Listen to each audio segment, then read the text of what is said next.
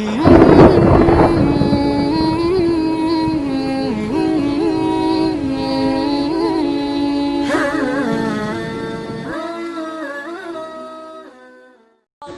آپ کو عجیب واقعہ سناؤں.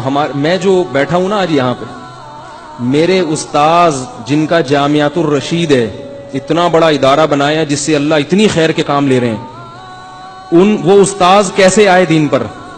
ان کے جو والد تھے, ان کے والد کو کسی غلط کیس میں جیل ہو گئی. ہوتا ہے نا, کیس ہوتا ہے تو جب تک ثبوت ہو نہ ہو گورنمنٹ اٹھا کے جیل میں ڈال دیتی. وہ بری ہو گئے اس سے الحمدللہ, لیکن جب تک کیس چلا تو وہ جیل ہو گئی. جب جیل میں گئے ہیں, یہ بہت پرانی بات ہے, ان کے والد صاحب کا بھی انتقال ہو گیا, تو وہ جب جیل میں گئے ہیں تو جیل میں ایک ڈاکو ملا. وہ ڈاکو تبلیغی جماعت کے جو امیر تھے حضرت مولانا الیاس رحمۃ اللہ علیہ, ان کی صحبت اٹھائی ہوئی تھی اس ڈاکو نے. اب پتہ نہیں وہ صحیح ڈکیتی میں پکڑا گیا تھا یا غلط الزام تھا, واللہ عالم, لیکن وہ کچھ نہ کچھ ان کے پاس اٹھنا بیٹھنا تھا. تو اس نے جیل میں موقع غنیمت سمجھ کے میرے جو استاذ ہیں ان کے والد کو تبلیغ کرنا شروع کر دی. جیل میں تو کوئی بھی کام نہیں ہوتا نا, تبلیغ والے تو کوئی کام بھی ہو تو نہیں چھوڑتے آپ کو,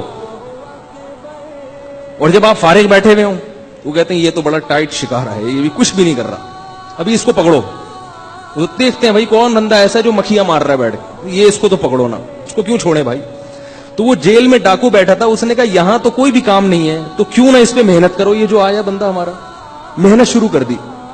اتنا سمجھایا, اتنی محنت کی, وہ مان کے نہیں دے رہے تھے. تو ان کو سمجھایا اچھا تم جب رہا ہو نا تو جا کے ایک دفعہ حضرت مولانا کی خدمت میں بیٹھ جانا, تھوڑا سا کام سیکھ لینا. اللہ نے کیسا رخ بدلا ہے. وہ نکلے اور حضرت کی خدمت میں گئے, تبلیغ میں وقت لگایا, پھر وقت لگایا, پوری زندگی تبدیل ہو گئی.